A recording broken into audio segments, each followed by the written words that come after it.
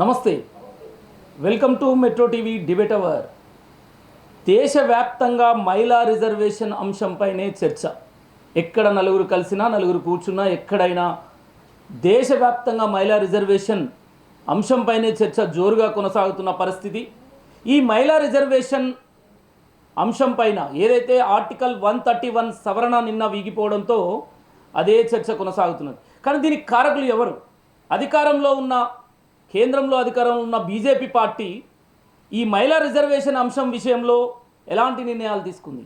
మహిళా రిజర్వేషన్లపై బీజేపీ రాజకీయ లబ్ధి కోసమే ప్రయత్నాలు చేసిందా? లక్ష్యం ఎంత ముఖ్యమో దాన్ని సాధించే మార్గం కూడా అంతే ముఖ్యం కదా. మరి మహిళా రిజర్వేషన్లకు డీలిమిటేషన్ లింక్ పెట్టి మహిళలను మోసం చేస్తుందా బీజేపీ అనే అనుమానాలు వస్తున్నాయి అనుకోవచ్చా? మహిళా సాధికారతపై బీజేపీకి ఏమాత్రం చిత్తశుద్ధి లేదని పెద్ద ఎత్తున ఆరోపణలు వస్తున్నాయి. తమిళనాడు, బెంగాల్ ఎన్నికలను దృష్టిలో పెట్టుకొని బీజేపీ ఇదొక రాజకీయ క్రీడ, కొత్త నాటకాలు ఆడుతుంది అంటూ కూడా విమర్శలు వస్తున్నాయి. చిత్తశుద్ధి ఉంటే లక్ష్యం ఎంత ముఖ్యమో దాన్ని సాధించే మార్గం కూడా అంతే ముఖ్యం అంటారు కదా. మరి బీజేపీ అవలంబించిన తీరు పట్ల, అలానే కాంగ్రెస్ కానీ, మొత్తానికి దేశవ్యాప్తంగా ఎలాంటి చర్చ? బీజేపీ విశ్వగురు, మొత్తానికి ఎలాంటి ఇబ్బంది లేదు, నేనున్నాను, నాది హామీ, నాది పూచికత్తి అంటున్న నరేంద్ర మోడీ నేను హామీ ఇస్తున్నాను, ఎలాంటి కంగారు పడాల్సిన అవసరం లేదని చెప్పాడు. అయినా నమ్మలేదు. మరి ఏం జరిగింది చివరగా? అంటే 2029 కోసమే బీజేపీ ఇలాంటి ఒక మహిళా రిజర్వేషన్ బిల్లుతో గేమ్ ఆటలు స్టార్ట్ చేసిందా అనేది రకరకాల విమర్శలు వస్తున్న నేపథ్యంలో రైట్, ఇదే అంశానికి ఈరోజు మన డిబేట్లో చర్చించడానికి కాంగ్రెస్ పార్టీ నుండి కాంగ్రెస్ పార్టీ నాయకులు శివకుమార్ డాక్టర్ జాయిన్ అవుతారు. తులసి పద్మ గారు బీజేపీ మహిళా నాయకురాలు, సుమిత్రానంద్ బీఆర్ఎస్ మహిళా నాయకురాలు, మన్నెం కోటేశ్వరరావు రాజకీయ విశ్లేషకులు మనతో జాయిన్ అవుతారు. ముందుగా మీకు స్వాగతం మెట్రో టీవీ. నమస్తే. రైట్, రాజకీయ విశ్లేషకులు మన్నెం కోటేశ్వరరావు గారితో ప్రారంభిద్దాము. మహిళా రిజర్వేషన్లపై బీజేపీ తీరుని ఎలా చూడొచ్చు? ఇది ఒక రాజకీయ లబ్ధి కోసమే 2029 లక్ష్యంగా, 2029లో బీజేపీ ఎన్నికలే లక్ష్యంగా ఒక రాజకీయ క్రీడకు తెరలేపిందని అనుకోవచ్చా? చిత్తశుద్ధితో పనిచేయలేదు మహిళా సాధికారత విషయంలో, మహిళా రిజర్వేషన్ల అంశంపైన అనే భారీగా విమర్శలు వస్తున్న నేపథ్యంలో ఎలా చూడొచ్చు దీన్ని? మన్నెం కోటేశ్వరరావు గారు. ఖచ్చితంగా శేఖర్ గారు, మీరు చెప్పినట్టుగా ఒక దీర్ఘకాల 2029 ఎన్నికల్లో మనం 2014, 2019, 2024 ఈ 3 ఎన్నికలను చూసినప్పుడు ఒక ఎన్నికలో బీజేపీ ప్రతిపాదించినటువంటి ఎజెండా మరుసటి ఎన్నికల్లో లేదు. అంతకుముందు చెప్పినటువంటి మాటల్ని తర్వాత చెప్పినటువంటి చరిత్ర మనకి ఎక్కడా లేదు. 2014లో ఇదే నరేంద్ర మోడీ గారు గుజరాత్ మోడల్ని దేశమంతటా అమలు జరుపుతామని చెప్పారు. ఆ తర్వాత ఎప్పుడైనా గడిచినటువంటి 12 సంవత్సరాల్లో ఆ మాట ఒక్కసారైనా ఎక్కడైనా ప్రస్తావించారా అంటే ఒక్కసారి కూడా ప్రస్తావించలేదు. ఇలా చెప్పుకుంటే మనం చాలా ఉంటాయి.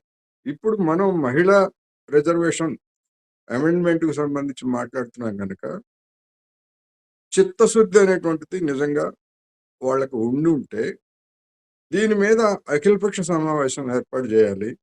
లేదా కనీసం పార్లమెంట్లో ఉన్నటువంటి వివిధ పక్షాల నాయకులనైనా ముందు పిలిచి, ఇదిగో మా ప్రతిపాదన ఇది, మా ఆలోచన ఇది, మేము దీన్ని ఇట్లా చేయదలుచుకున్నాము, ఆల్రెడీ మీరు 2023లో అందరూ మద్దతు ఇచ్చారు, దాని కొనసాగింపుగా మేము మళ్ళా పునరాలోచన చేసి ఈ విధమైనటువంటి ప్రతిపాదన తీసుకొస్తున్నాము, మీ మద్దతు కావాలని అడిగిన పాపాన పోయారా అంటే అడగలేదు. 2 రోజుల పాటు చర్చ జరిగింది. ఆ 2 రోజులు చర్చ అంతకు ముందు కూడా బీజేపీ నాయకులు ఏం చెప్పారు? 50% పెంపుదల, ఏ రాష్ట్రానికి అన్యాయం జరగదు, అన్ని రాష్ట్రాలకి సమంగా ఉంటుంది అని చెప్పినటువంటి పెద్దలు ఆ బిల్లులో ఆ ముక్క చేర్చలేదు. ఆ ముక్క చేర్చకపోగా 2011 జనాభా లెక్కల ప్రాతిపదికన డీలిమిటేషన్ చేస్తామని చెప్పేసి మాట తప్పారు. మొట్టమొదట అక్కడే ఉంది. ఆ 2 రోజుల చర్చలో కూడా అందరూ చెప్పింది అదే, ఇది మోసం, ఇది దీనివల్ల కుటుంబ నియంత్రణ పాటించినటువంటి రాష్ట్రాలకి, ముఖ్యంగా దక్షిణాది రాష్ట్రాలకి, ఉత్తరాదిన ఉన్నటువంటి పంజాబ్, హర్యానా, అదేవిధంగా నార్త్ ఈస్టర్న్ స్టేట్స్ నష్టం అని చెప్పేసి పదే పదే అందరూ చెప్పినా గానీ చివరి వరకు 4 గంటలకు మేము ఓటింగ్ పెడతాము అన్నారు. తర్వాత 6 అన్నారు. తర్వాత 7 అన్నారు. సరే తర్వాత 7 తర్వాత జరిగింది. అప్పటికి మన అమిత్ షా గారు చివరిలో ప్రసంగం అంతా అయిపోయి ప్రతిపక్షాల మీద చేయాల్సిన ఆరోపణలు చేసిన తర్వాత మీరు గనక ఆమోదిస్తామంటే మేము ఈ సవరణ తీసుకొస్తామని చెప్పేసి ఒక ముందస్తు షరతు పెట్టి లాస్ట్ మినిట్ లో ఆ విధమైనటువంటి ఒక గేమ్ ఆడారు. మరి అంతకుముందు తెలుగుదేశం పార్టీకి చెందినటువంటి ప్యానల్ స్పీకర్ కృష్ణప్రసాద్ గారు ఏం చెప్పారు? ఆయన ఒక టీవీ ఇంటర్వ్యూలో మేము దీని గురించి మాట్లాడాము. ఇప్పుడు ఈ 2011 ప్రాతిపదికన చేసేట్లయితే మా రాష్ట్రానికి 38 సీట్లు బదులు 35 వస్తాయి, 33 వస్తాయి. అందుకని మాకు అన్యాయం జరుగుతుంది. దీన్ని మేము సమర్థించుకోలేము. మీరు దీన్ని మార్చాలంటే హోమ్ మినిస్టర్ మేము మారుస్తామని చెప్పారని నిన్న ఉదయం టీవీ డిస్కషన్ లో ఆయన్ని చెప్పారు. మరి ఎందుకని అంటే తెలుగుదేశం పార్టీకి ఇచ్చినటువంటి హామీని కూడా వాళ్ళ మద్దతు మీద ఆధారపడుతూ వాళ్ళ మద్దతుతోటి ప్రభుత్వాన్ని నడుపుతున్నటువంటి పెద్దలు వాళ్ళకి ఇచ్చినటువంటి హామీని కూడా అమలు జరపకుండా ఆ బిల్లులో పెట్టకుండా ఒక నాటకం, మీరు మద్దతు ఇస్తామంటే మేము పెడతాం, వాళ్ళు మద్దతు ఇస్తామంటే వీళ్ళు పెట్టేదేంటి? వీళ్ళే కదా చెప్పింది 50% అన్నిటికీ చేస్తామని. వాళ్ళెవరో అడగటం ఏంటి? వీళ్ళకు ఉండాలి కదా. అందుకని అది ఒక పెద్ద నాటకం. ఆ నాటకానికి తెరబడింది. ఇన్ని నాటకాలు ఆడినటువంటి వాళ్ళు అసలు చూస్తే వాళ్ళ తీరుని చూస్తే ముందుగానే ఆ బీజేపీ మహిళా ఎంపీలు వెంటనే తర్వాత ప్రదర్శనలోకి దిగారు. మంచిదే, ప్రదర్శనలు చేయొచ్చు, వాళ్ళకి ఆ రైట్ ఉంది. కానీ ముందుగానే ప్లే కార్డులు ఎట్లా తయారు చేసి పెట్టుకుంటారండి? ఎక్కడి నుంచి ఇస్తున్నారు ముందుగానే? అంటే బిల్లు వీగిపోతుందని వాళ్ళకి తెలుసు. వీగిపోతే కాంగ్రెస్ మీద ఇతర పక్షాల మీద రాజకీయ పరమైనటువంటి దాడి చేయాలని చెప్పేసి ముందుగానే వాళ్ళు ప్లే కార్డులు తెచ్చుకొని పెట్టుకొని వెంటనే రంగంలోకి దిగారు. ఈ నాటకాలన్నీ తెలియనంత అమాయకంగా ప్రతిపక్షాలు ఉన్నాయా? లేవు కదా. అంతకుముందు నరేంద్ర మోడీ గారు అంతకుముందు రోజు పార్లమెంట్ లో మాట్లాడుతూ ఒకవేళ బిల్లు కనుక వీగిపోతే మాకే లాభం అంటే ఏమిటి? మాకే లాభం అంటే మేము ఈ నిందని ఈ కాంగ్రెస్ మీద ఇతర ప్రతిపక్షాల మీద మేము మోపుతాము, రాజకీయ లబ్ధి పొందుతామని చెప్పేసి బ్లాక్ మెయిల్ చేసినటువంటి తీరు మనం చూసాం. అందుకని ఇన్ని దుష్టాలోచనలు కడుపులో పెట్టుకున్నటువంటి దాన్ని రాష్ట్రాల ప్రయోజనాల రీత్యా, ముఖ్యంగా దక్షిణాది రాష్ట్రాలు లేదా కొన్ని ఉత్తరాది ఈశాన్య రాష్ట్రాల ప్రయోజనాల రీత్యా ప్రతిపక్షాలన్నీ అడ్డుకున్నాయి. వీళ్ళకి ఆ విషయం ముందే తెలుసు, ఓడిపోతుంది, బిల్లు ఓడిపోతుందని ముందే తెలుసు. ఏమిటి, ఎట్లా చెప్తారు మీరు అని నన్ను అడిగితే మొన్న రాత్రి 8:30కి అంటే 24 గంటల ముందు 2023లో చేసినటువంటి ఆ రిజర్వేషన్ బిల్లుని, చట్టానికి నోటిఫికేషన్ ఇచ్చారు. ఎప్పుడు? గురువారం రాత్రి 8:30కి. అంటే వీళ్ళకి ఈ బిల్లు వీగిపోతుందని తెలిసి దాని మళ్ళా చట్టపరమైనటువంటి సమస్యలు ఏమన్నా వస్తాయేమోనని భయపడి ఇచ్చాడు. ఇన్ని కుట్రలు తెలిసే చేశారా ఏంటనేది మన బీజేపీ మహిళా నాయకురాలు కూడా తులసి పద్మ గారు మనతో ఉన్నారు. బీజేపీ మహిళా నాయకురాలు తులసి పద్మ గారు ఉన్నారు. మరి వీగిపోతుందని తెలిసి కూడా ఆర్టికల్ 131 తెలిసి కూడా బీజేపీ ఒక రాజకీయ లబ్ధి కోసమే ఒక రాజకీయ క్రీడ మొదలుపెట్టింది అనేది ప్రధాన ఆరోపణ. మహిళల రిజర్వేషన్ అంశం పైన చిత్తశుద్ధి లేదనేది ప్రధాన ఆరోపణ.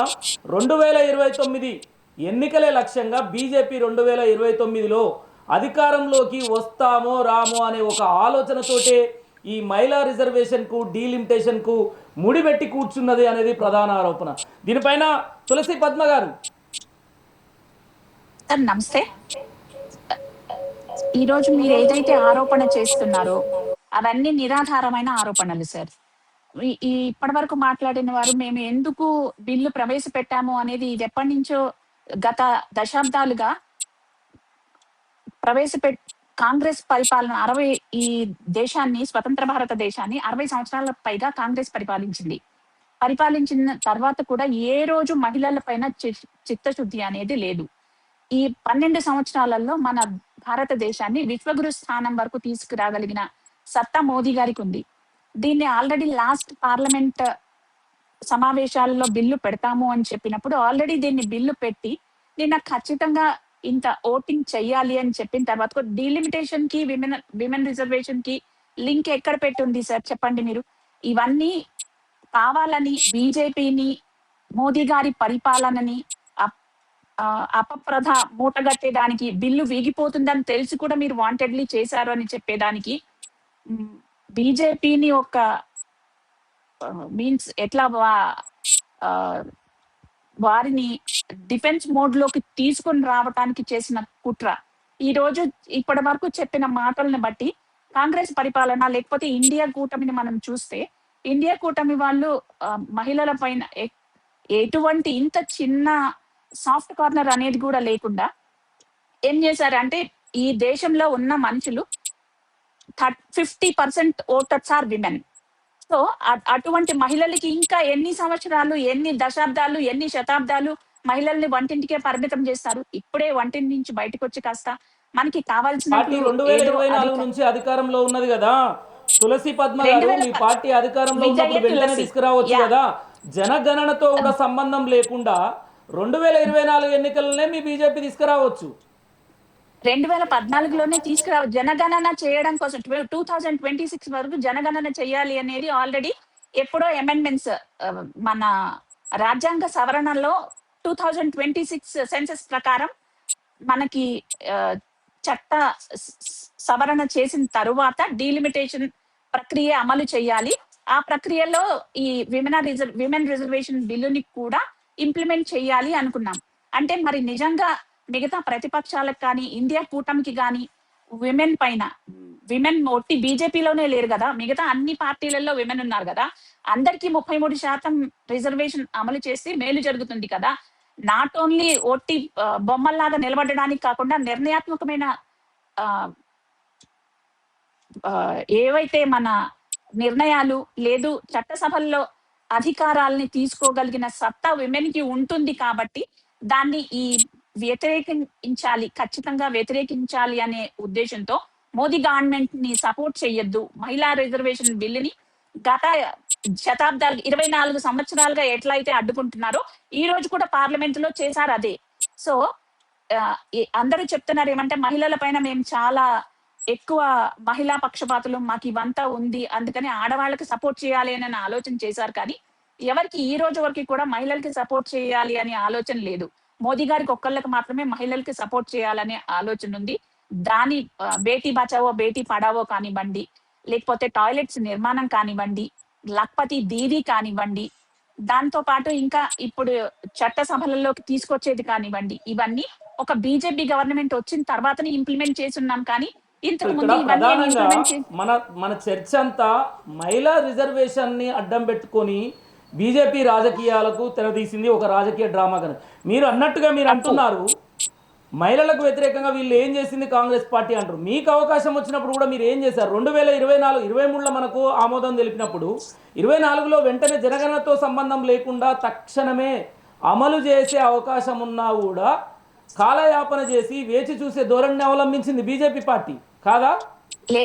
కాదు, ఏం వేచి చూసిన ధోరణి ఆల్రెడీ డీలిమిటేషన్ కు ముడిపెట్టడం ఏంటండి? డీలిమిటేషన్ కు మహిళా బిల్లుకు రిజర్వేషన్ కు ముడిపెట్టారు. మరి అదే మహిళా రిజర్వేషన్ బిల్లు విడిగా డీలిమిటేషన్ విడిగా పెడితే అప్రూవల్ అయ్యేది కాదా, పాస్ అయ్యేది కాదంటారా? ఎట్లా అవుతుంది సార్? ఇప్పుడు ఆల్రెడీ రెండు ఒకటేసారి చేస్తే మీకు వచ్చిన నష్టం ఏముంది? ఇప్పుడు రాష్ట్రాలకి వచ్చిన నష్టం ఏం చేస్తున్నారు చెప్పండి? దక్షిణాదికి అన్యాయం జరుగుతుంది అని చెప్తున్నారు. మీరు ఇప్పుడు ఒక చిన్నది కేరళని తీసుకోండి. కేరళ ఎగ్జాంపుల్ తీసుకుంటే ఆల్రెడీ ఇప్పుడు 20 ఎంపీలు ఉన్నారు. ఆ 20 ఎంపీలు కాస్త డీలిమిటేషన్ జరిగితే 30 ఎంపీలు అవుతాయి. యూపీని తీసుకున్నాం అనుకోండి, యూపీ ఆల్రెడీ ఇప్పుడు 80 ఎంపీలు ఉన్నారు. 80 ఎంపీలు కాస్త డీలిమిటేషన్ జరిగిన తర్వాత 120 ఎంపీలు అవుతారు. సో మీకు నష్టం ఎక్కడ జరిగింది? ఇంకా ఇంక్రీజే జరిగింది కానీ నష్టం జరగలేదు అనేది పూర్తిగా చదవాల్సింది. వాళ్ళు అంటున్నది ఏంది? జనాభా ప్రాతిపదికన తీసుకుందామనేమో మీ కేంద్రం అంటది. మరి జనాభా ప్రాతిపదికన అన్నప్పుడు జనాభా నియంత్రణ దిశగా ప్రభుత్వాలు తెచ్చిన చట్టాలని జనాభా కుటుంబ నియంత్రణ దిశగా మన రాష్ట్ర సౌత్ ఇండియా పనిచేసింది. అక్కడనేమో వాళ్ళు పనిచేయలేదు. జనాభా ప్రాతిపదికన ఇప్పటికే కేంద్ర ప్రభుత్వం నిధులు ఇస్తాము అని కూడా స్టేట్మెంట్లు ఇస్తున్న పరిస్థితిని చూస్తున్నాము. రేపు మన పరిస్థితి ఎట్లుంటుందో ఇంకెంతకన్నా ఏం చెప్పాలి చెప్పండి. సార్, జనాభా ప్రాతిపదికన మనం చేసిన తర్వాత కూడా అంటే మీరు మనం జనాభాని నియంత్రణ చేసుకున్నామన్న ఫ్యాక్ట్. కానీ ఈ సౌత్ స్టేట్స్ చూసుకుంటే 23% ఇంకా పెరిగింది గానీ తగ్గలేదు గదా! మీరేమంటున్నారు? ఉత్తరప్రదేశ్ తోని లేకపోతే మన తెలంగాణనో, ఆంధ్రనో కంపేర్ చేసుకుంటారు. ఎందుకు కంపేర్ చేసుకుంటారు? ఆల్రెడీ 23.05 మనకి ఇంక్రీజ్ అవుతూనే ఉంది గదా! ఎక్కడ డిక్రీజ్ అయింది? ప్రతిదీ రాజకీయ లబ్ధి కోసం బీజేపీ పార్టీ పైన బురద జల్లే ప్రయత్నమే తప్పితే, ఎక్కడ ప్రతి ఒక్క దానిలో మనకి సపోర్ట్ చేయాలనే ఆలోచన ప్రతిపక్షాలకు లేదు. ఇండియా కూటమికి అసలే లేదు. సో, జస్ట్ మేమేదో మహిళల కోసం చేస్తున్నామని చెప్తున్నారు గానీ, ఒకవేళ అలా చేసినట్లయితే, ఇన్ని దశాబ్దాలుగా కూడా ఎందుకు మహిళా రిజర్వేషన్ బిల్ పెండింగ్‌లో ఉంటుంది? నిన్న కూడా మేము ఖచ్చితంగా రిజర్వేషన్ అమలు అవుతుందనే కదా మిగతా ప్లై కార్డ్స్ తయారు చేసుకుంటాం కావచ్చు, లేకపోతే సెలబ్రేషన్స్ చేసుకుంటాం కావచ్చు. అందరూ మహిళల కోసం సపోర్ట్ చేస్తారు అని ఎక్స్‌పెక్ట్ చేసి తయారు చేసుకున్నాం. దానిలో తప్పెట్లా అవుతుంది? తప్పేం కాదు కదా అది కూడాను. సో, ఇదంతా నేను చెప్పేది ఏమంటే చిత్తశుద్ధితో తులసి పద్మ గారు, ఇంకొక ప్రశ్న కూడా మనం చూసుకోవచ్చు ఇక్కడ. దేశ జనాభాలో అధిక శాతంగా ఉన్న ఓబీసీ మహిళలకు ఈ బిల్లులో అసలు కోటా ఎందుకు పెట్టలేదండి? సామాజిక న్యాయం విషయంలో న్యాయం ఎక్కడ ఉంది చెప్పండి? అక్కడ సామాజికంగా న్యాయం విషయంలో ఇది అసలు బీజేపీ వెనుకడుగు వేస్తున్నట్టు కాదా? కోటాలో బీసీ ఓబీసీ మహిళలకు ఎందుకు కేటాయించరు? వాళ్ళు చట్టసభల్లో ఉండకూడదా? అంటే మళ్ళీ అగ్రవర్ణాలే పైన ఉండాలి. అది ఎక్కడా బిల్లులో పొందుపరచలేదు సార్. మనం సవరణలో ప్రతి ఏదైనా బిల్లును ప్రవేశపెట్టేటప్పుడు ఎవరో ఒకళ్ళు దానికోసం అని చెప్పి కోర్టుకు వెళ్ళడమో, దాన్ని సవరణలు చేసుకుంటామో, మన మనీ చేసేదానికి మన దగ్గర అవకాశం ఉంది. ఓబీసీ మహిళలని ఎందుకు చేయకూడదు అని మీరు అనుకుంటున్నారు? ఖచ్చితంగా ఎట్లా అయితే ఎస్సీ, ఎస్టీ, బీసీ రిజర్వేషన్ ఉందో, ఇన్ ద సేమ్ వే 33% మహిళా రిజర్వేషన్ లో కూడా ఎస్టీ మహిళ, ఎస్సీ మహిళ, బీసీ మహిళ, ఓసీ మహిళ, జనరల్ కేటగిరీ ఇలాగే రిజర్వేషన్ ఉంటుంది అనేది ఖచ్చితమైన నా అభిప్రాయం. రైట్. కాంగ్రెస్ పార్టీ నుండి శివకుమార్ గారు చెప్పండి, ఎలా చూస్తున్నారు? బీజేపీ నిన్న ఏదైతే కాంగ్రెస్ పార్టీ వల్లనే మహిళలకు అన్యాయం జరుగుతుంది అంటూ బీజేపీ పార్టీ ఈరోజు ఇటు రాష్ట్ర వ్యాప్తంగా మన తెలంగాణలో కావచ్చు, దేశవ్యాప్తంగా నిరసన కార్యక్రమాలకు పిలుపునిస్తుంది. ముందుగా మెట్రో టీవీ ప్రేక్షకులకు, మీకు ప్యానెల్ వారికి నమస్కారం. అయితే శేఖర్ గారు, ఇప్పుడు ఇంతకు ముందు మీరు మాట్లాడినట్టు కానీ, లేకపోతే మన్యం కోటేశ్వరరావు గారు మాట్లాడినట్టు కానీ, బీజేపీ ప్రభుత్వం మొత్తానికి ద్వంద్వ వైఖరి లేకపోతే దొంగ మాటలు చెప్తూ ఈరోజు పెండింగ్ లో పెట్టడానికి వాళ్ళు రెండు రకాలుగా, అంటే వాళ్ళ కత్తి రెండు రకాలుగా తేజ్ చేసి పెట్టినారు. ఒకవేళ బిల్ పాస్ అయిందా, మేమే బిల్ పాస్ చేసినాము, మహిళలకి పెద్దపీట వేసినామని చెప్పుకోవడానికి పనికొస్తుంది. ఒకవేళ బిల్ పాస్ కాలేదనుకో, ఆపోజిషన్ పార్టీ వల్లనే ఇది నష్టం జరిగింది అనే రకంగా మాట్లాడుతుంది. మనం ఇదే బిల్లు గురించి గత వారం 10 రోజుల సంది కూడా ఎన్నో ఛానళ్లలో సేమ్ డిబేట్ మాట్లాడడం జరిగింది. ఈ రిజర్వేషన్ 33% మహిళా రిజర్వేషన్ గురించి కానీ, లేకపోతే ఈ సెన్సస్ గురించి కానీ. ఇప్పుడు రాహుల్ గాంధీ గారు మొదటి నుంచి చెప్తారు, జిస్కి ఇచ్చేదారి ఉత్కి భాగ్యదారి అనే రకంగా రాహుల్ గాంధీ గారు చెప్పిండ్రు. ఆ తర్వాత వీళ్ళు అమ్మ ఈ ఒకవేళ కాంగ్రెస్ పార్టీ చెప్పిందే మనం చేస్తే రేపు ఇబ్బంది అవుతుంది అనేది ఆలోచించి నరేంద్ర మోదీ కొత్త డ్రామా ఏం చేసిండు, 2027 లా కులగణన జనగణన చేస్తామని చెప్పిండ్రు. రైట్. కులగణన జనగణన చేస్తున్నప్పుడు మీరు ఇప్పుడు ఆల్రెడీ కొన్ని రాష్ట్రాలలో ఎలక్షన్ జరుగుతున్నాయి. మీరు ఇమీడియట్ గా ఇప్పుడే మహిళా బిల్ పెట్టాల్సిన అవసరం ఏముంది? ఒకవేళ మహిళా బిల్ పెడితే ఏ రకంగా చేస్తారు అనేది కూడా మొదటి నుంచి కాంగ్రెస్ పార్టీ ప్రశ్నిస్తుంది. అండ్ మోర్ ఎవర్ 2029 లో ఎలక్షన్ కి ఈ మహిళా బిల్ మళ్ళీ అక్కడ సవరణ ఎట్లా చేస్తారు అనేది కూడా అడగడం జరిగింది. దానికి ఆన్సర్ లేదు. ఇప్పుడు తులసి పద్మ గారు మాట్లాడుతూ మా విశ్వగురు అట్లా చేసిండు. మీ విశ్వగురువే మోసం చేస్తుండు. ఆయన ఖాళీ దేశమంతా తిరగగానే విశ్వగురు ఏం కాలేదు. మొన్న ఆల్రెడీ ఏదైతే ఢిల్లీ సీఎం కేజ్రీవాల్ గారు ఏం మాట్లాడిండ్రు, అస్సాం సీఎం గురించి కూడా మాట్లాడడం జరిగింది. ఇప్పుడు ఆయన ఒక పెద్ద దొంగ దోపిడిదారి, ఆయన మీద ఎలిగేషన్ ఉంది, 100,000 కోట్ల రూపాయలు మోసం చేసిండు అని చెప్పిండు. కానీ ఇమీడియట్ గా ఆయన మళ్ళా బీజేపీలో చేరగానే ఆయన మంచిగా వాషింగ్ పౌడర్ నిర్మాలాగా అయిపోయిండు. అంటే బీజేపీ ప్రభుత్వం ప్రతి దగ్గర కూడా నాటకాలతోనే మొదలు పెడుతుంది. వాళ్ళు చేసేది ఇది. ఇప్పుడు దీంతో పాటు ఇటు మన సౌత్ కి నష్టం జరుగుతుందని పదే పదే చెప్తుంటే కూడా అదేం కాదులే అనే రకంగా బీజేపీ వాళ్ళు మాట్లాడుతున్నారు. ఇప్పుడు ఈ రోజు దానికి వతస్తుగా ఈరోజు చంద్రబాబు నాయుడు కూడా ఆయన ఆల్రెడీ వాళ్ళతో అలయన్స్ ఉన్నాడు అనే రకంగా వాళ్ళ ఫేవర్ గానే మాట్లాడుతుండు.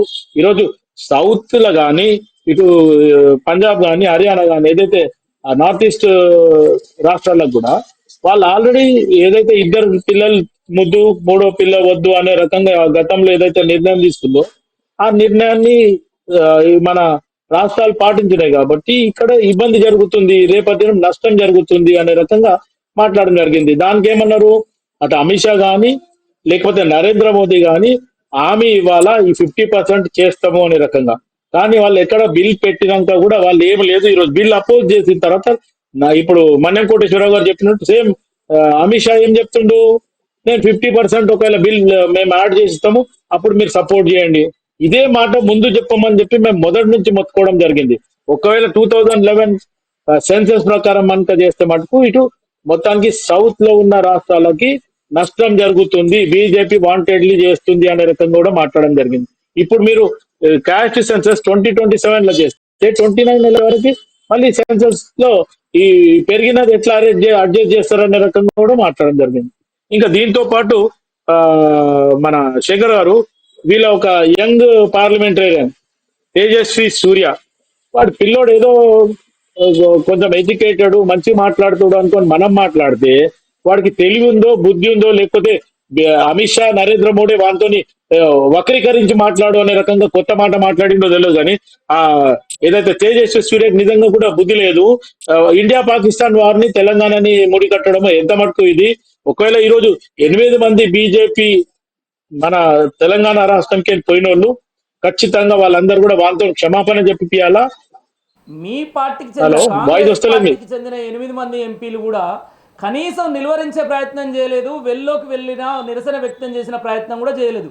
తెలంగాణ పట్ల అంత విషపూరిత మాటలు మాట్లాడితే ఎస్ ఎస్ అది చాలా మటుకు తప్పు. అయినంత మటుకు ఈ బీజేపీ వాళ్ళు ఎంత మంది ఉన్నా ఆ ఎవరైతే తేజస్వి సూర్యాని ఇమీడియట్ గా సస్పెండ్ చేయాలా, లేదు అంటే బీజేపీ అధికారంలో ఉంది కాబట్టి వాళ్ళు చెయ్యరు అనుకుంటే ఆ పిల్లోడితోని క్షమాపణ చెప్పాలా.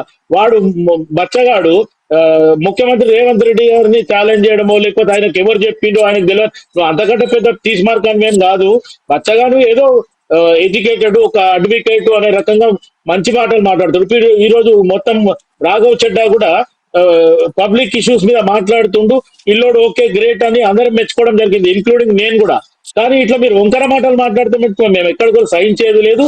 ఇది ఎవరైతే తేజస్వి సూర్య ఎవరైతే ఎంపీ ఉన్నాడో ఖచ్చితంగా వాడిని మెడలోంచి ఖచ్చితంగా సారీ చెప్పియాలి, లేదు కాదు అనుకుంటే వాళ్ళు సస్పెండ్ చేయాలనేది కూడా నేను డిమాండ్ చేస్తున్నాను. ఎందుకంటే బచ్చగాడు లాగా మాట్లాడాలి. పెద్ద వాళ్ళతోని ఢీ కొట్టుకుంటా అంటే మంచి పేరు వస్తుందని ఆలోచిస్తే ఇది రాజకీయాలలో అది ఈ తప్పుడు ఆలోచన అది. శివకుమార్ గారు, బీఆర్ఎస్ మహిళా నాయకురాలు సుమిత్రానంద్ జాయిన్ అయ్యారు. సుమిత్రానంద్ గారు, మహిళా రిజర్వేషన్లపై బీజేపీ తీరు ఇది ఒక రాజకీయ లబ్ధి కోసం అనే భావించవచ్చా, లేదంటే లక్ష్యం ఎంత ముఖ్యమో దాన్ని సాధించే మార్గం కూడా అంతే ముఖ్యమంటారు? కానీ బీజేపీ వ్యవహరిస్తున్న తీరు ఎలా అనిపిస్తుంది? మహిళా సాధికారత విషయంలో బీజేపీకి చిత్తశుద్ధి లేదా అనేది పెద్ద ఆరోపణలు వస్తున్న పరిస్థితి. ఇది ఓన్లీ ఎన్నికల స్టంట్ మాత్రమే. తమిళనాడు, బెంగాల్ ఎన్నికలను దృష్టిలో పెట్టుకొని మహిళా ఓటర్లని, మహిళలని తమ వైపు తిప్పుకోవడంలో భాగంగానే బీజేపీ ఈ స్టంట్ చేస్తుంది అనేది భారీగా విమర్శలు వస్తున్నాయి. ఒక మహిళా నాయకురాలుగా ఉన్నారు. నిన్న మహిళా రిజర్వేషన్ అంశం పైన ఆర్టికల్ 131 పైన వీగిపోవడాన్ని ఎలా చూస్తారు? శేఖర్ గారు నమస్తే అండి. మీలో ఉన్నటువంటి మిత్రులకి ప్రతినిధులకి నమస్తే అండి.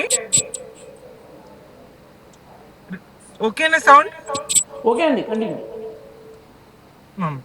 అయితే మహిళా బిల్లు విషయానికి వస్తే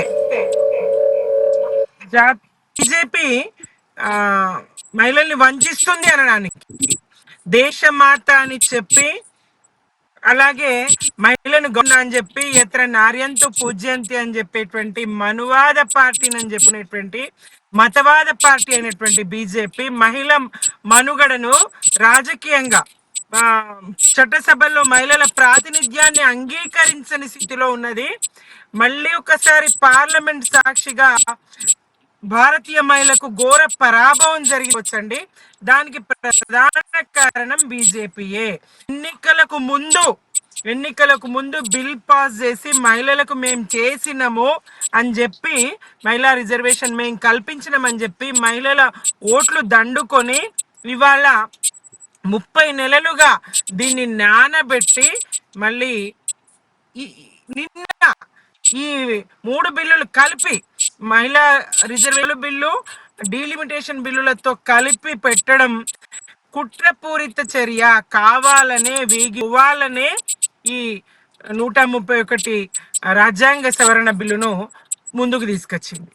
రాజ్యాంగ సవరణ బిల్లు నాడు అంబేద్కర్ కాలంలో వీగిపోతే మహిళలకు సమాన హక్కులు ఉండాలి, మహిళల ప్రాతినిధ్యం ఉండాలి అని చెప్పేసి మహిళల హక్కుల కోసం అంబేద్కర్ గారు ఆ హిందూ కోడ్ బిల్లు అంగీకరించని పక్షంలో, సభ ఆమోదం పొందని పక్షంలో తాను రాజీనామా చేసిండ్రు.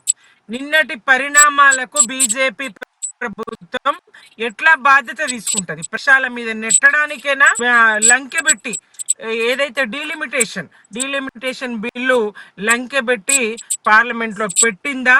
మహిళల్ని అవమానించడానిక, ప్రతిపక్షాల మీద బురద జల్లడానిక, ఓట్ల కోసమా మహిళను మరొక్కసారి అవమానించేటువంటి ఈ నిన్నటి డ్రామా, పార్లమెంట్ సాక్షిగా ఈ హైడ్రామా, ఆ వెకిలి నవ్వులు, ఆ వ్యంగ్యపు నవ్వులు, మహిళల్ని అవమానించే విధంగా ఆ తీరు, అమిత్ షా గారు మాట్లాడుతూ హాస్యంగా దాన్ని తీసుకున్నటువంటి తీరు, నిజంగానే చిత్తశుద్ధి ఉంటే ఈ 30 నెలలుగా ఎందుకు దాని అమలుకు సంబంధించి తేదీలు ఖరారు చేయలేరు? ఎప్పటి నుంచి అమలు చేయాలనేటువంటి అంశాన్ని ఖరారు చేయలేదు. ఓబీ కోటా ఏంది? 30 ఎందుకు బిల్లు అమలుకు నోచుకోకుండా ఉన్నది? అసలు పాస్ కాకుండా, బిల్ పాస్ కాకుండా ఎందుకున్నదనే ప్రధాన తెలిసిన తర్వాత కూడా ఓబీసీ కోటా వాటా తెలుసకుండా ఎందుకు దీని అమలు ముందుకు తీసుకొచ్చింది? 2011 జనగణన ప్రకారం అంటది. మళ్ళీ ఈ జనగణనకు సంబంధం 26 ఈ 30 నెలల్లో జనగణన అనుకుంటే, కేంద్రం అనుకుంటే పూర్తిగా. సుమిత్రానంద్ గారు, ఇక్కడ ప్రధాన ప్రతిపక్షమైన కాంగ్రెస్ పార్టీ కూడా చూసుకోవచ్చు. యూపీఏ ప్రభుత్వం 2004 నుంచి 2014 వరకు 10 ఏళ్ల పాటు అధికారంలో ఉండి మహిళల పట్ల ఏమాత్రం వాళ్ళు చిత్తశుద్ధి నిరూపించుకోలేకపోయింది. ఈరోజు చెప్తున్నారు. ఆనాడు 2010లో కూడా రాజ్యసభలో కాంగ్రెస్ పార్టీ కనీసం మహిళల పట్ల ఏదైతే ఓబీసీ అంశాన్ని లేవనెత్తలేదు. ఈరోజు ఓబీసీల మీద అంత ప్రేమ ఎందుకు వచ్చింది మహిళల పట్ల అనేది కూడా ఒక ప్రధాన ఆరోపణ వస్తున్నది కాంగ్రెస్ మీద కూడా. మహిళా బిల్లు విషయానికి వస్తే రెండు జాతీయ పార్టీలది ఒకే వైఖరి, ఇది స్పష్టము.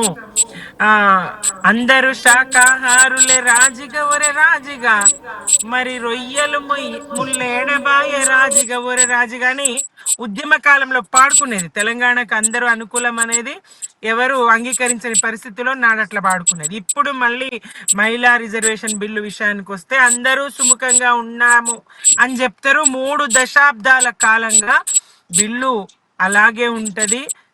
ఒక బిల్లు రాజ్యసభలో 13లో అవుతుంది, అప్పటి నుంచి అది కొనసాగుతూనే వస్తుంది పరంపర. మళ్ళీ ఇప్పుడు బిల్లు పాస్ అయిన తర్వాత ఉభయ సభల్లో అయిపోయింది. అయిన తర్వాత కూడా బీజేపీ చిత్తశుద్ధి ఏ మేరకు ఉన్నది, బీజేపీ ఏ మేరకు చట్టసభల్లో మహిళలకు ప్రాతినిధ్యం కల్పించే విషయంలో సుముఖంగా ఉన్నది అనేది క్లియర్. నేను స్పష్టమైందండి, బీజేపీ వైఖరితోని స్పష్టమైంది. డీలిమిటేషన్ బిల్లుతో ముడిపెట్టి పార్లమెంట్ లో పెట్టినా మరి ఆ డీలిమిటేషన్ కు సంబంధించి కూడా స్పష్టత అక్కడ లేదు. బీజేపీ అనుకుంటే మరి ఈడబ్ల్యూఎస్ రిజర్వేషన్ అడిగినండి, ఎందుకు అది ఫాస్ట్ ట్రాక్ కోర్టులో కోర్టు తీర్పులాగా ఫాస్ట్ ట్రాక్ జీవో ఎట్లా బిల్ ఎట్లా తెచ్చుకోగలిగిండ్రు? ఫాస్ట్ ట్రాక్ బిల్ ఎట్లా పార్లమెంట్ లో తెచ్చుకోగలిగిండ్రు? రిజర్వేషన్ కు సంబంధించి ఎట్లా అమలు చేయగలుగుతున్నారు? అలాగే జిఎస్టి బిల్లు కూడా ఎట్లా 3 రోజుల్లో బిల్లు అనుకుంటే బిల్లు చేయగలుగుతారు? 30 ఏళ్ళంగా దీన్ని మహిళా బిల్లును దేశ మహిళను నిన్న కాంగ్రెస్ పార్టీ మీ పైన కూడా విమర్శలు ఏంటంటే, అటు జిఎస్టీ బిల్లు విషయంలో కావచ్చు, నోట్ల రద్దు అంశంలో కావచ్చు, ప్రతిసారి బీఆర్ఎస్ పార్టీ బీజేపీకి వంత వాడుకుంటూ వచ్చింది, మద్దతు ఇచ్చుకుంటూ వచ్చింది. మరి ఈ అంశంలో బీఆర్ఎస్ పార్టీ ఎలా ఉండబోతున్నాయి అనేది కూడా ప్రధాన ఆరోపణ. మాకు పార్లమెంట్లో మా బలం లేదు, ఉంటే తేజస్వి సూర్య లాంటి వారికి మూతోడు సమాధానం మేము చెప్పేవాళ్ళం. 8 మంది 8 మంది ఎంతమందిని ఎన్నుకున్నా తెలంగాణకు నిష్ప్రయోజనం. ఏట్లో పచ్చి పులుసు విసికినట్టు అంటారండి, అట్లా ఈ కాంగ్రెస్ 8 మంది ఎంపీలైనా, బీజేపీ 8 మంది ఎంపీలైనా వీళ్ళెవ్వరు కూడా మరి తెలంగాణను అవమానిస్తూ పాక్ విభజన కన్నా దారుణమని చెప్పినటువంటి వ్యాఖ్యలను ఖండించని పరిస్థితి చూస్తున్నాం కదా. ఎంత అవమానం! మీ నుంచి మళ్ళీ మన కిషన్ రెడ్డి గారు ఏమంటారు, అందులో అభ్యంతరకరం ఏం అని చెప్తారు. ఎట్లా సమర్థిస్తారు? మీకు తెలంగాణ పట్ల, 2 జాతీయ పార్టీలకు కూడా తెలంగాణ పట్ల కూడా చిత్తశుద్ధి లేదు. తెలంగాణను అవమానించిన మీరేం మాట్లాడారు.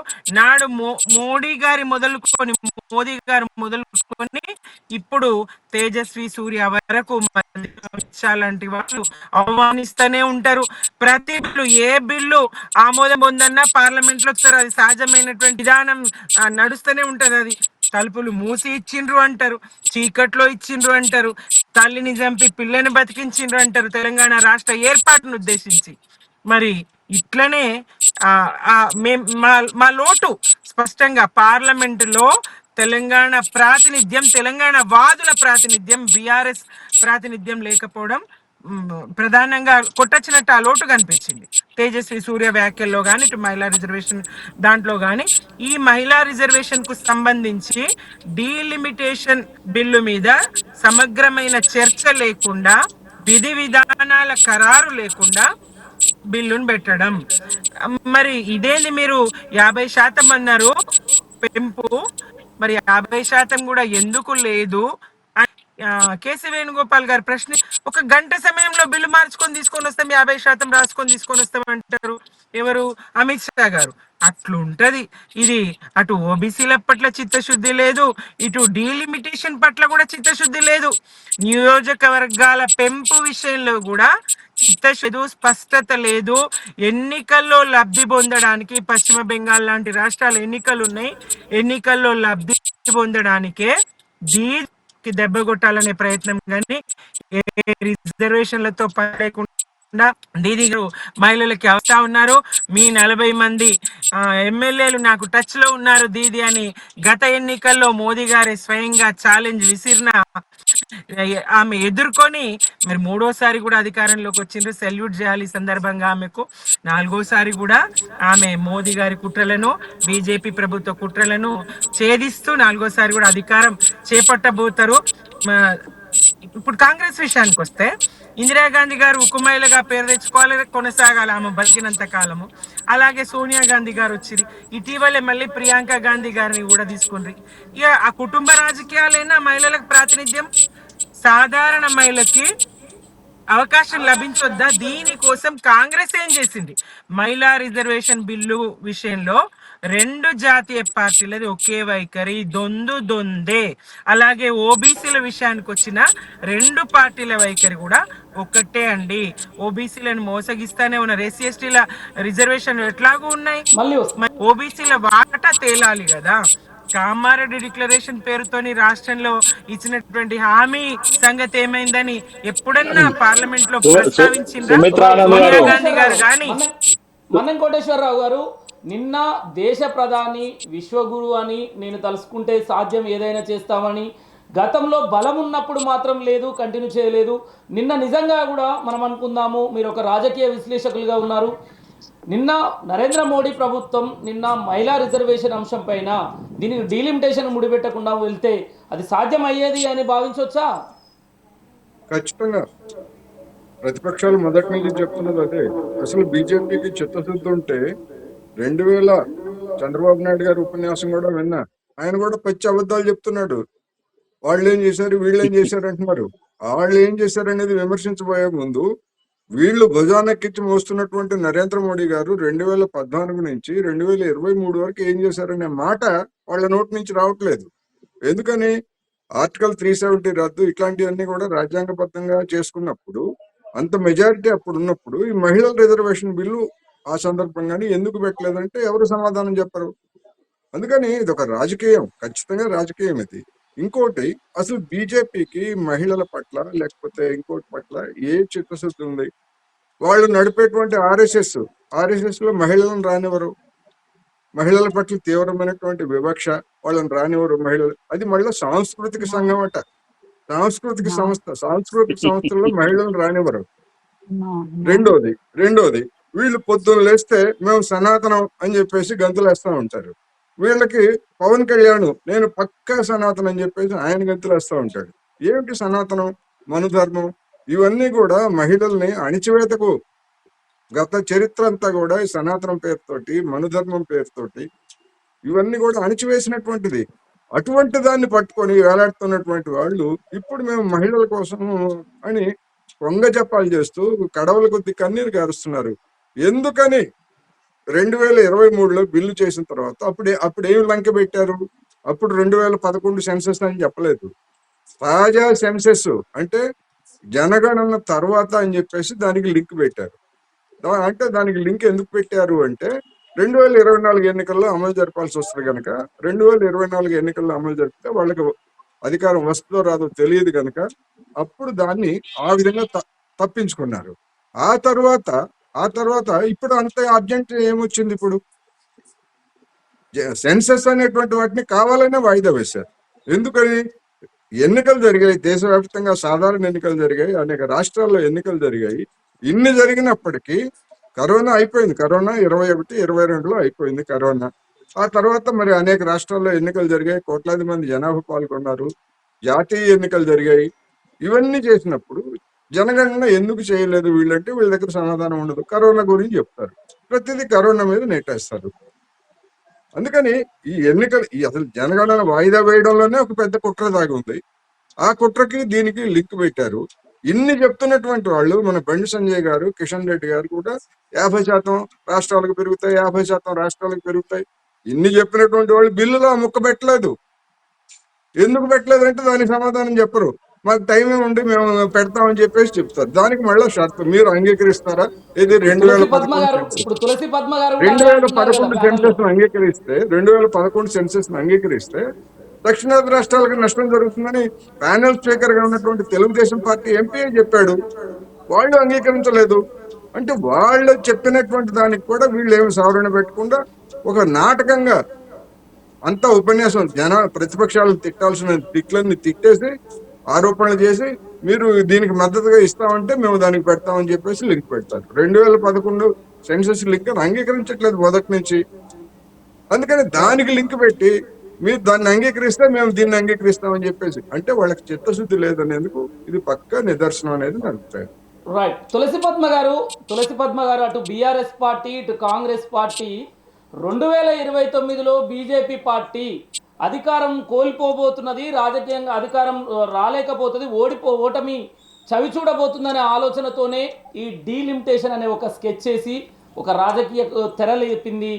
ఓన్లీ నార్త్ ఇండియా తోటి అక్కడ గెలుపు సౌత్ ఇండియాతో సంబంధం లేకుండా చేసుకోవాలని ఒక కుట్రలో భాగంగానే ఇప్పుడున్న స్థానాలకు మహిళా రిజర్వేషన్ ఇవ్వకుండా పెంచిన స్థానాలకు ఇస్తామని లింక్ పెట్టడం, అంతేకాకుండా జనాభా ప్రాతిపదికన అనడం, ఎక్కువ స్థానాలతోటి అక్కడనే మ్యాజిక్ ఫిగర్ దాటేలాగా ఒక కుట్ర చేస్తున్నారని అటు బీఆర్ఎస్ కాంగ్రెస్ అంటున్న పరిస్థితి. దీంతో నేను ఏకీభవించిన ఎవరైతే నాగేశ్వరరావు గారు మాట్లాడిన మాటలు ఉన్నాయి కదా, ఆర్ఎస్ఎస్ పైన కానీ కోటేశ్వరరావు గారు, సో వారు మాట్లాడిన మాటలతోటి నేను ఏకీభవించను. ఆర్ఎస్ఎస్ అనేది ఒక సంస్థ, దానిలో మహిళల ప్రాతినిధ్యం లేదు అంటే దానికి సేవికా సమితి అని విమెన్ వింగ్ ఇంకొకటి ఉంటుంది, రెండు కలిపే పనిచేస్తాయి.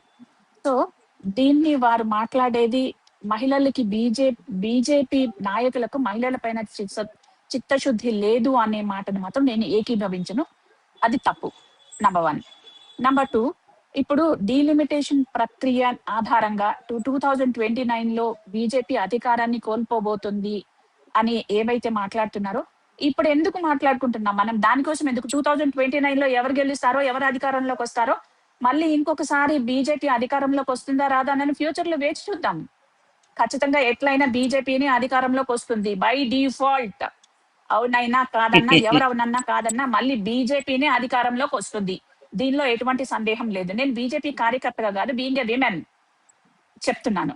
And one second thing, third thing, BRS and TRS కాస్త బీఆర్ఎస్ గా రూపాంతరం చెందిన తర్వాత అన్ని రాష్ట్రాలకి అక్కడ మేము ఉన్నాము అనుకుని వెళ్ళి ఉన్నారు. బట్ అన్ని చోట్ల భంగపడి ఉన్న తెలంగాణ రాష్ట్రంలో కూడా అధికారాన్ని కోల్పోయి కూర్చోవాల్సిన పరిస్థితిలో బీఆర్ఎస్ పార్టీ ఉంది.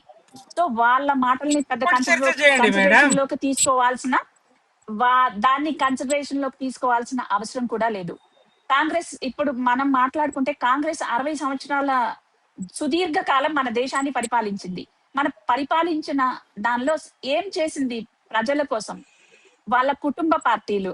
బీజేపీలో ఒక కుటుంబం నుంచిన వ్యక్తి ఎవరైనా ఉన్నారా? ముఖ్యమంత్రి గాని, ప్రధానమంత్రి గాని మీరు చెప్పండి. అది కాంగ్రెస్ పార్టీ అయితే ఓన్లీ కుటుంబ పార్టీ. ఇందాక మేడం చెప్పినట్లు ఒకటి ఇందిరాగాంధీ గారు, దాని తర్వాత సోనియా గాంధీ గారు, దాని తర్వాత ప్రియాంక గాంధీ గారు, వాళ్ళు విమెన్ మాత్రమే వాళ్ళ స్వంత లాభం చూసుకుంటూ ఉంటారు. కాబట్టి అధికారాన్ని కోల్పోవాల్సిన పరిస్థితిలో కాంగ్రెస్ పార్టీ ఉంది. కాంగ్రెస్ ఇప్పుడు 3 రాష్ట్రాలకు మాత్రమే పరిమితమై ఉంది. మన కర్మగాలి తెలంగాణ రాష్ట్రంలో మాత్రమే అధికారంలో ఉంది. అఫ్ కోర్స్ అది వేరే విషయం. సో మీరు ఏదైతే మనం అనుకుంటున్నామో మోకాలికి బోడిగుండికి ముడిపెట్టి ఒక సామెత ఉంది కదా, పాత సామెత. అలా మీరేదో డీలిమిటేషన్ కి నన్ను విమెన్ రిజర్వేషన్ కి కంబైన్ చేసి ఏదో మాట్లాడుతున్నారు అంటే డీలిమిటేషన్ తప్పేముందండి. 50% మనకి కూడా పెరుగుతుంది అంటే రాజకీయ నిరుద్యోగులు ఎవరైతే ఉన్నారో వాళ్ళకి కూడా ఉద్యోగాన్ని కల్పిస్తాము అని చెప్తుంది. తప్పేలా అవుతుంది? మీరు దాన్ని ఎట్లా నెగిటివ్ గా ఇంపాక్ట్ చేస్తున్నారు? సో ఎట్లయినా 2029 లో మళ్ళీ బీజేపీ అధికారం ఒట్టి నార్త్ స్టేట్స్ పైననే డిపెండ్ అయింది. సౌత్ స్టేట్స్ లో ఎట్లాగూ రాదు కాబట్టి, అందుకని నార్త్ స్టేట్స్ పైన మళ్ళీ అధికారాన్ని తెచ్చుకోవాలి కాబట్టి అటు పెంపు అనే దాన్ని చెప్తున్నారు. శాస్త్రీయమైన ఆధారాలు లేకుండా మన వాళ్ళు ఎవరైనా ఒప్పుకుంటారా చెప్పండి? చంద్రబాబు నాయుడు గారు అంటే నిన్నటి వరకు మీకు సపోర్ట్ చేస్తే మంచి వాళ్ళు, ఈ రోజు మోదీ గారిని తలకెత్తుకుంటే చెడ్డవాళ్ళ? సో మీరు మాట్లాడే మాటలు ఏవైతే ఉన్నాయో అవన్నీ తప్పు, అశాస్త్రీయంగా మాట్లాడుతున్నారు. అండ్ మనుధర్మం, పవన్ కళ్యాణ్ గారు అఫ్ కోర్స్ కూటమిలో ఉన్నప్పుడు సపోర్ట్ చేయడంలో తప్పెట్లా అవుతుంది? మనుధర్మంలో విమెన్ కి ఇచ్చిన ఇంపార్టెన్స్ అనేది ఎంత ఇంపార్టెన్స్ ఇచ్చారు అనేది మనం దానికి నవ్వాల్సిన అవసరం లేదు. ఖచ్చితంగా చెప్తారు. మరి పవన్ కళ్యాణ్ గారు మనుధర్మం గురించి చెప్తే ఎలాగండి? పవన్ కళ్యాణ్ గారు మనుధర్మం గురించి చెప్తే ఎలాగా? సనాతనం గురించి చెప్తే ఎట్లాగా? పవన్ కళ్యాణ్ గారికి ఏం రైట్ ఉంది? నరేంద్ర మోడీ గారికి ఏం రైట్ ఉంది? సార్ మన నరేంద్ర మోడీ గారికి రైట్ లేదు, పవన్ కళ్యాణ్కి ఏం రైట్ ఉంది భారతీయత మనుధర్మం గురించి చెప్పడానికి? సార్ కుటుంబ వ్యవస్థ, భారతీయత అనేది ఏంటి కుటుంబ వ్యవస్థ? దానికి వచ్చేసరికి కుటుంబ వ్యవస్థ, ఇంకో దానికి వచ్చేసరికి మనుధర్మం. భార్యలను వదిలేసినటువంటి వాళ్ళు మనుధర్మం గురించి చెప్తే ఎలాగా? 3-4 పెళ్లిళ్ళు చెప్తే ఎట్లాగా? ఆయన పర్సనల్ పర్సనల్ ఏంటి పర్సనల్? మరి పర్సనల్ అప్పుడు బయటకు చెప్పకూడదు, శుభాషితాలు చెప్పకూడదు, బయటికి శుభాషితాలు చెప్పకూడదు, చూడండి శుభాషితాలు చెప్పకూడదు, బయటకి ఇతరులకు నీతులు చెప్పకూడదు. వారి వారి సొంతం పబ్లిక్ లో నిలబడితే ఏమైనా అంటాం, పబ్లిక్ లో పర్సనల్ అనేది ఉండదండి. సార్ పబ్లిక్ వచ్చిన తర్వాత మీరు ఎన్ని మాటలైనా మాట్లాడచ్చు, దాన్ని ఏం నేను అఫిడవిట్ లోనే దాచారు కదా పెళ్ళైన విషయాన్ని. అఫిడవిట్ లో ఎందుకు దాచారు? ఎన్నికల అఫిడవిట్ లో దాచారుగా. ఎన్నికల నరేంద్ర మోడీ గారు దాచారా లేదా పెళ్ళైన విషయాన్ని? వారు కలిసి లేరు, డివోర్స్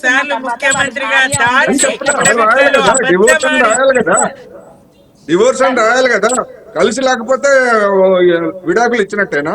ఏం చెప్తారండి మీరు? ఒక మహిళ అయ్యండి మీరు ఎట్లా సమర్థిస్తారు? నాకు అర్థం కాదు సార్. సమర్థించడం దీన్ని తప్పెట్లా అవుతుంది సార్? వాళ్ళు కలిసి లేనప్పుడు కలిసి తప్పని ఎవరన్నారండి? దాచారు అని చెప్తున్నా, తప్ప ఒప్పు గురించి కాదు. వాళ్ళకి రైట్ లేదని చెప్తున్నా, అటువంటి వాళ్ళకి ఇతరులకు చెప్పే రైట్ లేదని చెప్తున్నాం. అది తప్పు ఒప్పుల సమస్య కాదు, ఇతరులకి శుభాషితాలు చెప్పే రైట్ లేదు వాళ్ళకి, అది చెప్తున్నా. 33% విమెన్ రిజర్వేషన్ ని సపోర్ట్ చేయడమా నీతులు ఉన్నాయనేది వాళ్ళ శతకంలో పాటిస్తున్నారు సార్. అందుకే 33% విమెన్ రిజర్వేషన్ గురించి మనం మాట్లాడుకున్నప్పుడు ఎవరు ఎంత చిత్తశుద్ధితోటి మహిళలకి ప్రాతినిధ్యం ఇచ్చారు అనే దాన్ని మాత్రం ఆలోచన అందరూ చేయాల్సింది. గురివింద తన నలుపు తెలియదు అన్నట్లు ఎవరి తప్పులు వాళ్ళకు ఉన్నాయి సార్. కానీ అట్లా అని మహిళల దగ్గరకు వచ్చేసరికి ఎందుకు అందరూ అపోజ్ చేస్తున్నారు, సపోర్ట్ చేస్తున్నలో తప్పేముంది అంటున్నాను నేను. సో ఇది అధికార పార్టీ ప్రతిపక్షాల ప్రధానంగా కుట్ర అపోజ్ మాత్రమే. చేసినప్పుడు, అధికార పార్టీ కుట్ర బీజేపీ మాత్రమే. మోసగిస్తున్నప్పుడు, కావాలని మిగతా ప్రతిపక్షాలన్నీ కావాలని ఈ మోదీ గారు ప్రవేశపెట్టిన విమెన్ రిజర్వేషన్ బిల్లుని అపోజ్ చేసి వాంటెడ్లీ చేసినదే అని మాత్రం నా అభిప్రాయం ఖచ్చితంగా.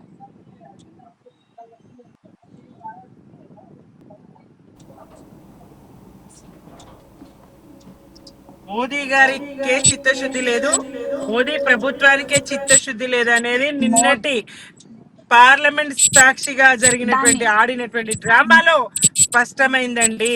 మోదీ గారు అనుకున్న బిల్లులు ఇందాక కోటేశ్వరరావు గారు చెప్తా ఉన్నారు కదా, 370 ఆర్టికల్ 370 రద్దు చేయడం గాని, జిఎస్టి బిల్లు పాస్ చేయించుకోవడం గాని, ఇంకా ఇతరులు ఈడబ్ల్యూఎస్ బిల్ పాస్ చేయించుకోవడం గాని, ఇవన్నీ ఎట్లా సాధ్యమైనవి?